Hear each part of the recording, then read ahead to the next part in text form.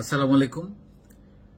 ছোট ছোট বিষয়ে জবাব না দিয়ে সংযত থাকার মাধ্যমে প্রকাশ পায় আপনার শক্তি, রুচি, ব্যক্তিত্ব এবং আপনি মানুষ হিসেবে কেমন, কতটা ভালো মানুষ, এটা প্রকাশ পায়।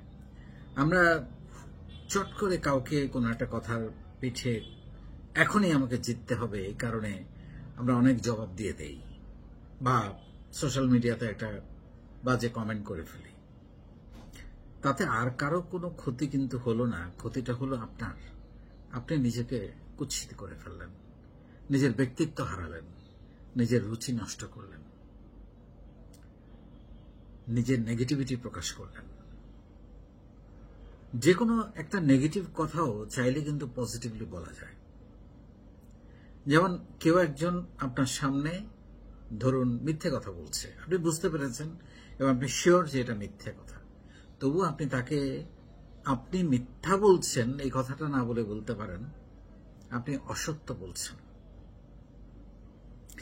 কেউ একজন ধরেন খারাপ মানুষ বা বাজে মানুষ, আপনি তাকে আপনি একটা বাজে মানুষ এই কথাটা না বলে আপনি বলতে পারেন আপনার সম্পর্কে আমার ধারণা অনেক উন্নত ছিল। তাহলে দেখেন একটা কথা দিয়ে কতটা ব্যক্তিত্ব প্রকাশ পায়। কাউকে ছোট করে তো কিছু প্রাপ্তি হয় না, নিজের কোনো প্রাপ্তি নাই, নিজেকে কেউ বড় করতে পারে না আরেকজনকে ছোট করে। সো এইটা একটা অনুশীলনের ব্যাপার, একটা অভ্যাসের ব্যাপার, যে কিভাবে কথা না বলে থাকা যায় বা জবাব না দিয়ে থাকা যায়, কোথাও চুপ থাকা যায় বা পজিটিভ জবাব দেওয়া যায় বা ভেবে চিন্তে জবাব দেওয়া যায়। এটা একটা কৌশল, এটা একটা স্কিল এবং এটা একটা আর্ট, এটা একটা ব্যক্তিত্ব, আপনাকে অনন্য করে তুলবে। সো সেরকম কিছু জিনিস আমি লিখেছি, আপনাদেরকে একটু বলার চেষ্টা করব। প্রথমে একটু থামুন। আমি যেটা সবসময় বলি আপনাদেরকে, যে কাউকে জবাব দেওয়ার আগে 30 সেকেন্ড বা 1 মিনিট সময় নেন। তাহলে দুটা ঘটনা ঘটবে। একটা হচ্ছে যে ক্ষিপ্ত গতিতে জবাবটা দিতেন আপনি, সেটা কিছুটা নরম হবে, ম্লান হবে এবং মানে অতটা জোরালো বা অতটা কঠিন হবে না। অথবা আরেকটা যে ঘটনা ঘটবে সেটা হচ্ছে আপনার আর জবাব দিতে ইচ্ছে করবে না যদি আপনি একটু সময় নেন। সেজন্য কেউ কিছু বললে সঙ্গে সঙ্গে উত্তর না দিয়ে আপনি গভীরভাবে শ্বাস নিন, একটু ভাবুন, এতে মাথা ঠান্ডা থাকবে এবং আপনি এটাও চিন্তা করেন যে এই কথাটা কি জবাব দেওয়ার আদৌ দরকার আছে। ওই যে বললাম জবাব দিতে ইচ্ছে করবে না। সো আসলে একটু পজ নেওয়া, একটু সময় নেওয়াটা খুব গুরুত্বপূর্ণ। 2 নম্বরে হচ্ছে কোনটা গুরুত্বপূর্ণ বুঝে নিন। মানে যে কথাটা বলছে সেটা আসলে আপনার জন্য কতটুকু গুরুত্ব বহন করে, এটা আদৌ গুরুত্বপূর্ণ কিনা। আপনি হেসে উড়িয়ে দিতে পারেন, এটা তো কোনো বিষয় না যে আমার এটা জবাব দিতে হবে, আমার জন্য গুরুত্বপূর্ণ না, এটা আমার নিয়ন্ত্রণের মধ্যে নাই, আমার সার্কেলের বাইরে। তাহলে আমি এটা কেন, আমি তাকে সরাসরি চিনি না, জানি না, তার সম্পর্কে আমার কোনো ধারণা নাই, আমি তাহলে কেন জবাব দিব। সো গুরুত্বহীন বিষয়টা, কিন্তু আমরা আসলে নিষ্পিস করে কিছুটা বলে ফেলি, লিখে ফেলি। সো এতে আপনার ব্যক্তিত্ব নষ্ট হয়। তারপর হচ্ছে নিজেকে অন্যদিকে ব্যস্ত রাখুন। ধরেন আপনি রাগ হচ্ছে, রাগ তো হবে, আমরা হিউম্যান, কষ্ট হচ্ছে, হতাশা হচ্ছে, অনুশোচনা হচ্ছে, নানান কিছু হতে পারে। একটু হাঁটুন, পায়চারি করুন, শান্ত হয়ে বসুন, জোরে জোরে নিঃশ্বাস নিন এবং মনোযোগটা অন্যদিকে ঘুরিয়ে দেওয়ার চেষ্টা করুন। গান শুনতে পারেন, নামাজ পড়তে পারেন বা প্রার্থনা করতে পারেন, তারপরে প্রিয় কোনো মানুষের সাথে কথা বলতে পারেন। তাহলে মনোযোগটা অথবা অন্য আর একটা কাজে ঢুকে যাওয়া, তখন মনোযোগটা চেঞ্জ হয়ে যায়। নিজেকে ছোট মনে করবেন না। অনেকে ভাবে যে চুপ থাকাটা একটা দুর্বলতা, মানে এটা তো অবশ্যই না, বরং আপনি যে নিজেকে নিয়ন্ত্রণ করতে পারেন এতে প্রমাণ হয় আপনি কতটা শক্তিশালী।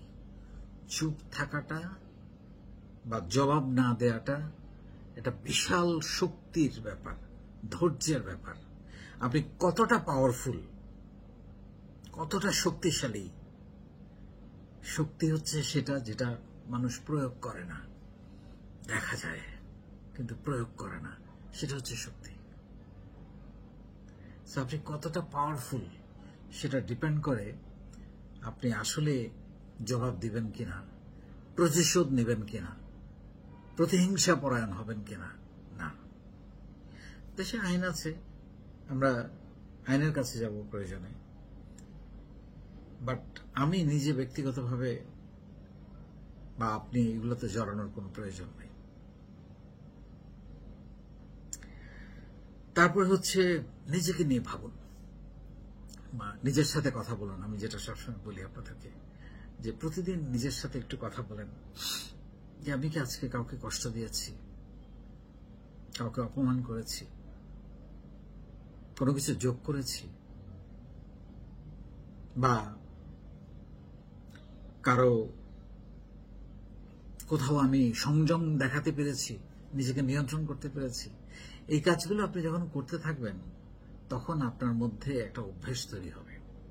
এই অভ্যাসটা আপনাকে ভেবে চিনতে জবাব দিতে সাহায্য করবে, যেটা খুবই খুবই গুরুত্বপূর্ণ আমাদের পার্সোনাল লাইফে। আমরা অহেতুক জবাব দিয়ে জীবনে অপ্রয়োজনীয় কিছু প্রবলেম তৈরি করে ফেলি, যেগুলোর পরবর্তীতে নিয়ন্ত্রণ থাকে না আমাদের হাতে।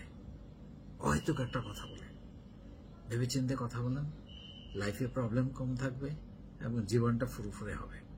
সো এই অভ্যাস আপনাকে, আপনার রুচিকে, আপনার ব্যক্তিত্বকে অনন্য করে তুলবে। এবং আপনি যে সবকিছুতে প্রতিক্রিয়া দেখান না, এইটা না দেখানোটা যে আপনি কতটা গভীর, কতটা পজিটিভ, কতটা শক্তিশালী, সেটাই প্রমাণ করে। বাজে কথা বললে হয়তো কিছুক্ষণের জন্য রাগ কমানো যায়, কিন্তু ওই আঘাত সম্পর্ক নষ্ট করে ফেলে, সম্পর্ক হারিয়ে যায়, মানুষ হিসেবে আপনাকে ছোট করে ফেলে। সো আপনি বরং একজন উন্নত মানের, রুচিসম্মত, ব্যক্তিত্ববান মানুষ হন, যেটা আপনাকে অন্য সবার চাইতে আলাদা করবে। অনেক ধন্যবাদ।